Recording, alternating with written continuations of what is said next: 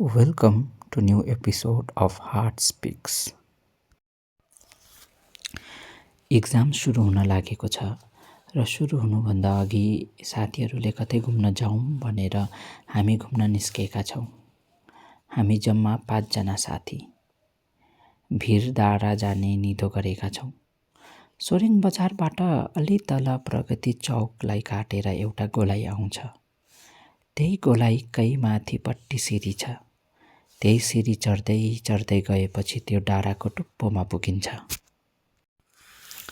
हामीहरू मध्ये कोही पनि त्यहाँ टुप्पासँग त पुगेका छैनौँ, तर अरूको व्हाट्सएप र इन्स्टाग्राम स्टोरीहरूमा देख्दा दामी ठाउँ हो भनेर थाहा पाएका छौँ। त्यही स्टोरीहरू देखेर त्यहाँ जाने इच्छा पनि जागेको हो। अरूको निम्ति यो मज्जा गर्ने एउटा सानो यात्रा मात्रै होला, तथा अलि अल्छी लाग्दो भइरहेको जीवनमा अलि मजा ल्याउने प्रयास। मेरो लागि भने यसको अर्को उद्देश्य पनि छ। घरमा बसेको गर्दा दिमाग ठेगानामा नभएको जस्तो तथा ओभर थिङ्किङको शिकार भइरहेको छु। यो भिरडाँडाको यात्रा मेरो निम्ति त्यस्ता सोचहरूबाट भाग्ने एउटा माध्यम हो। हामीहरूलाई कतिपय यस्ता साना साना यात्राहरूको खाँचो पर्छ। आफ्नो दिनहुँ जीवन समस्याहरूबाट एकै क्षणको निम्ति भए पनि टारिनलाई। जीवनका भागदौडहरूबाट एकै क्षण भए पनि विराम लिनलाई साथीहरूसँग बाहिर निस्केको छु।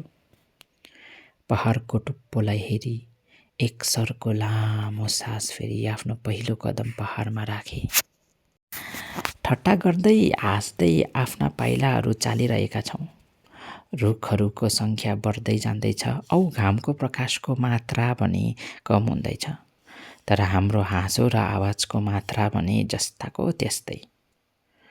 तर अचानक हाम्रो आवाजमा विराम आएको छ, कारण हाम्रो अघि केही चिहानहरू छन्।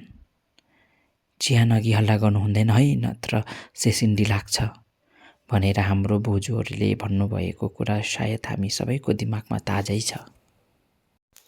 अबुई भनेर रोहन अचानक दौडिन थाल्छ। हामी पनि तर्सेका मिर्गा जस्तै दौडिन थाल्छौँ। दौडिँदै गर्दा हामी सबैको मुखमा भने के भयो भनेर प्रश्न छ। केही पर पुगेर रोहन खितितिती हाँस्न थाल्छ। हामी से र फे हुँदै उसलाई गाली गर्न थाल्छौँ, तर उसको हाँसो भने रोकिँदैन। हामी पनि एकअर्कालाई हेर्दै हाँस्न थाल्छौँ। डाँडाको उचाइ जति बढ्दै जाँदैछ, सोरेङ बजार उति नै सानो हुँदैछ। माथि पुगेका नेता अफिसरहरूले नि आम जनतालाई हेर्दा यस्तै सानो देख्छ होला है। लगभग 1 घण्टाको चढाइपछि हामी टुप्पोमा आइपुगेका छौँ। सधैँ देखि बसेर वाक्कै लागेको सोरेङ बजार नि कस्तो सुन्दर देखेको यहाँबाट त। सायद त्यसैले नै मान्छेहरू जीवनको शिखरमा पुग्न खोज्छन्, किनकि उचाइबाट जीवन सुन्दर देखिन्छ। केही क्षण यो सुन्दर दृश्यलाई हेरिसकेर हामी तल झर्दैछौँ। यो डाँडाको भित्ताहरूले कति धेरै हाँसो गफहरू सुनेर आफ्नो मनमा साचेर राखेका छन् होला है, हामीभन्दा अघि आउनेहरूका। केही महिनापछि हाम्रो कलेज सकेर हामी टारिनेछौँ। सायद हामी सबैसँगै भेट पनि नहोला। कुनै दिन भविष्यमा यहाँ आएछु भने सुन्नेछु यी भित्ताहरूबाट हाम्रा गफहरू। त्यति बेलासम्मलाई यो पहाड, यो डाँडालाई, यो भिरडाँडालाई बिदा।